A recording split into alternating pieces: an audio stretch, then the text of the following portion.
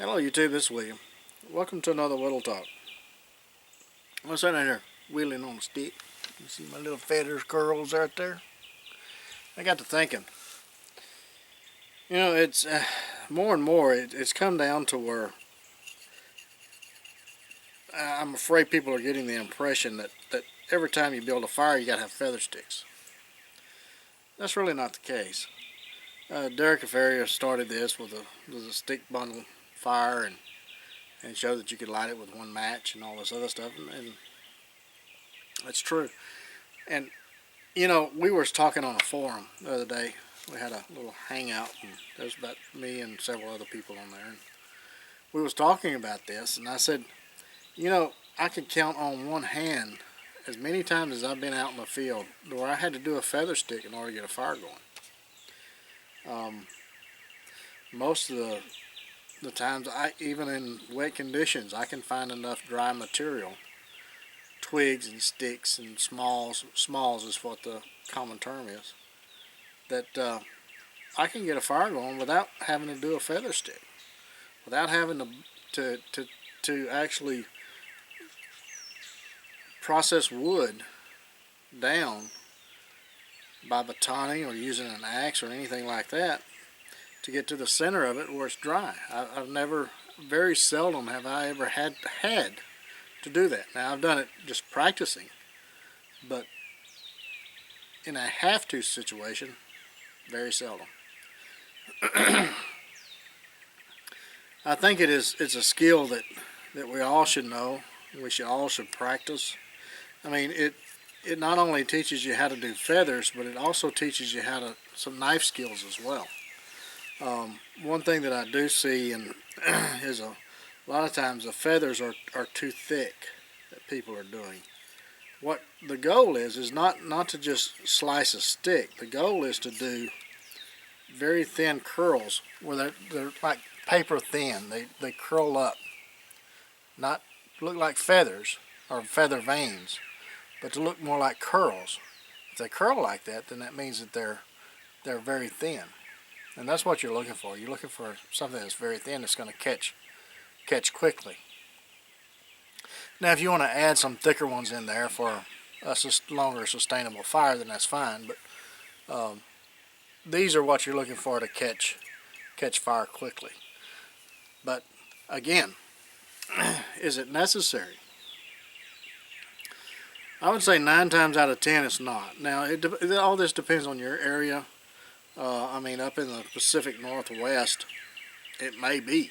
I don't know. But in the eastern woodlands, everywhere I've been, even in the swamps down here in the south, very seldom have I ever needed a feather stick. Even right now, we've had about 10 inches of rain over the last week, and I guarantee you I could go out and I could find a stick that, as a matter of fact, the one behind me probably will work. The key is to get that stuff that's off the ground. Now, a lot of times you'll hear people saying that you got to get it off the tree. Well, you don't. If it's on the ground, it's still up in the air. That's fine. It'll still be dry because the air is going to dry it out. So just like this, it's on the ground. Oh, that's a tap. Like this is on the ground, but it's still dry. So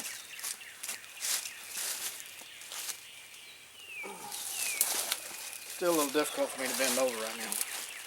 But see, this is on the ground, but it's still dry.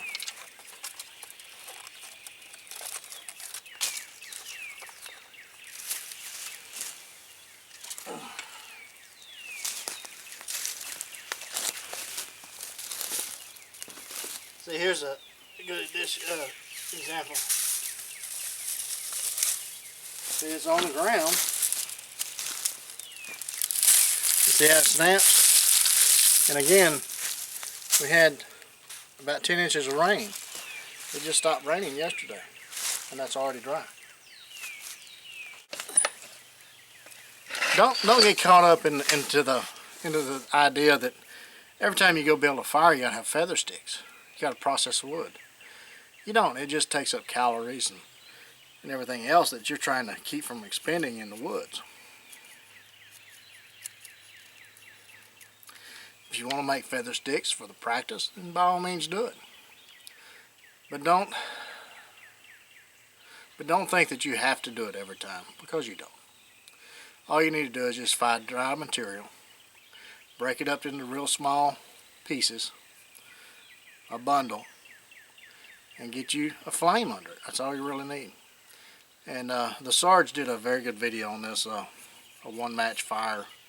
He didn't go into the issue about the stick bundle, but it would work with a lighter. If you wanted to do a tinder bundle with using a coal or flint and steel or whatever you want to do, would work the same. You don't have to have feather sticks. Okay, thought maybe I'd throw that little tidbit out there, little trick and tip. But do practice your feather sticks, because it not only you not only learn how to do feather sticks, but you also learn knife skills, how a knife works, the safety of a knife. So, get out in the backyard, practice your skills, whittle on a stick. If you do, take plenty of band-aids and lots of knives. We'll catch you again soon.